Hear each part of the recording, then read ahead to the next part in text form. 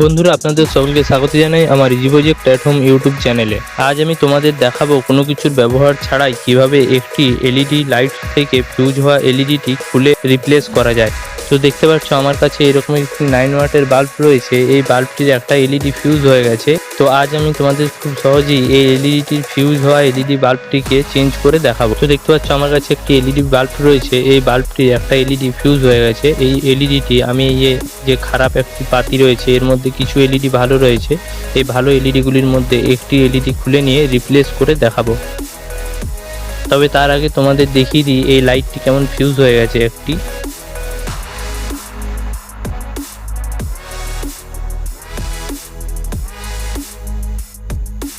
বন্ধুরা দেখতে পাচ্ছ এই লাইটটির একটি এলইডি ফিউজ হয়ে গেছে, এই যে এই এলইডিটি। তো এই এলইডিটি আমি একটি তার দিয়ে শর্ট করব। তোমরা যখন এটা শর্ট করবে খুব সাবধানতার সঙ্গে শর্ট করবে, নয়তো এটা হাতে লাগলে শক খেতে পারো। তো দেখতে পাচ্ছ বন্ধুরা এই লাইটটি শর্ট করতে আমার এই এলইডি বাল্বটি জ্বলে উঠছে। এই ফিউজ হওয়া এলইডি লাইটটিকে চেঞ্জ করে দেখাবো। তো বন্ধুরা এই এলইডি পাতটির থেকে ফিউজ হওয়া এলইডিটি তোলার জন্য তোমাদের প্রয়োজন হবে একটি মোমবাতি, বা তোমরা এইভাবেও কাজটি করতে পারো। এর জন্য প্রয়োজন হবে এরকম একটি ঢাকনা, এবং এর মধ্যে দিয়ে দেবো কিছুটা তুলো এবং একটু সর্ষের তেল।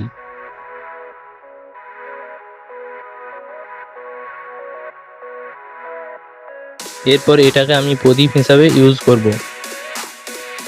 তো এই ঢাকনাটা যখন জ্বালানো হবে তখন এর মধ্যে একটু তেল ঝরে, সেই জন্য আমি তলায় এরকম ভাঙা কোনো কিছু একটা জিনিসের ব্যবহার করব। তো চলো ভিডিওটি শুরু করা যাক। তো দেখতে পাচ্ছ বন্ধুরা আমি প্রদীপটি রেডি করে নিয়েছি। এরপর আমি এই এলইডি পাতটিকে এই আগুনের ওপরে ধরবো। আর বন্ধুরা এই পাতগুলি যেটাই আগুনের উপরে ধরাই হোক না কেন, সেই পাতটির নিচে ভালোভাবে সর্ষের তেল লাগিয়ে নিতে হবে, তাহলে এর কালি এটাতে লাগবে না, কালিটা সহজেই উঠে যাবে।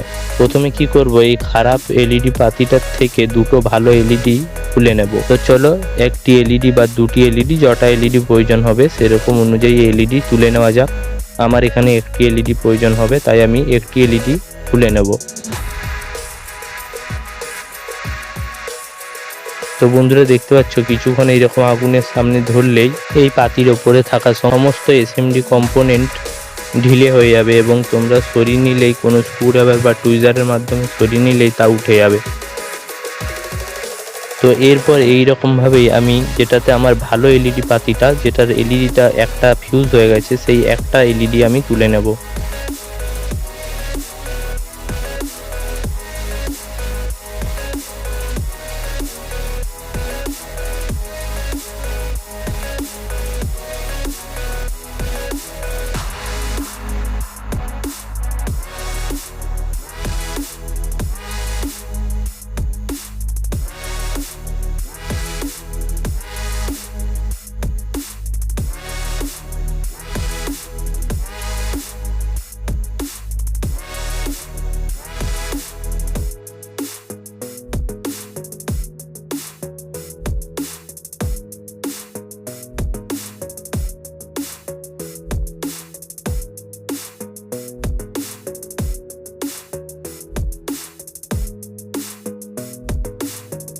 তো দেখতে পাচ্ছ বন্ধুরা আমি এলইডি পাতিটার থেকে এলইডিটা তুলে নিয়েছি। এরপর আমি ওই ভালো এলইডিটাকে এই ভালো এলইডি পাতিটার ওপরে বসিয়ে নেব।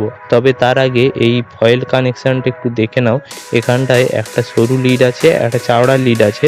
এই সরু লিডটা পজিটিভ হয় এবং চওড়া লিডটি নেগেটিভ হয়। আমি এর তলায় সর্ষের তেল লাগিয়ে নিয়েছিলাম। এরপর দেখো এটাকে মুছে আমি দেখিয়ে দিচ্ছি কেমন পরিষ্কার হয়ে যাবে। এটা আমি মুছে পরিষ্কার করে নিয়েছি।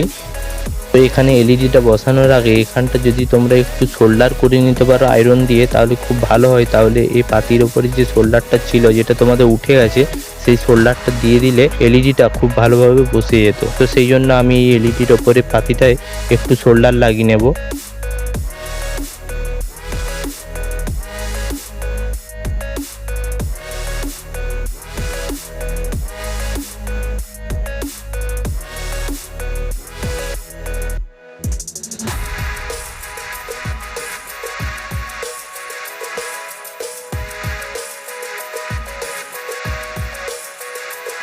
এই সোল্ডার লাগিয়ে নেওয়ার পর এটি একটু ভালোভাবে মুছে এর ওপরে অল্প পরিমাণ পেস্ট লাগিয়ে এলইডিটাকে বসিয়ে নেব, পজিটিভটা পজিটিভ দিকে এবং নেগেটিভটা নেগেটিভের দিকে করে।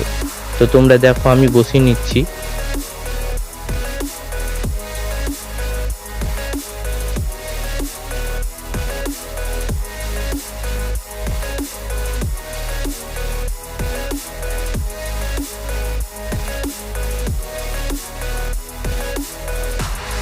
তো দেখতে পাচ্ছ আমি এলইডিটা ঠিকঠাকভাবে বসিয়ে নিয়েছি। এরপর এটাকে আবার এই আগুনটার ওপরে ধরবো।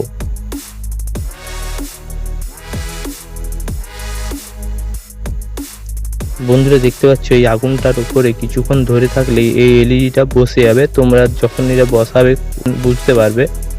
কাজগুলি যখন করবে অবশ্যই সাবধানতা বজায় রাখবে।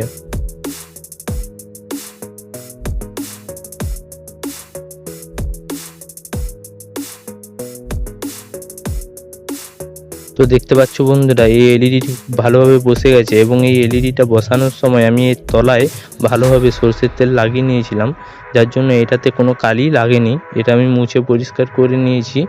তো চলো এরপর এটাকে এলইডি বাল্বের উপরে বসিয়ে নেওয়া যাক। বন্ধুরা দেখতে পাচ্ছ এটা আমি এলইডি বাল্বের উপরে বসিয়ে নিয়েছি। এরপর এটা সোল্ডার করে নিচ্ছি, তারপর এটা আমি টেস্ট করব।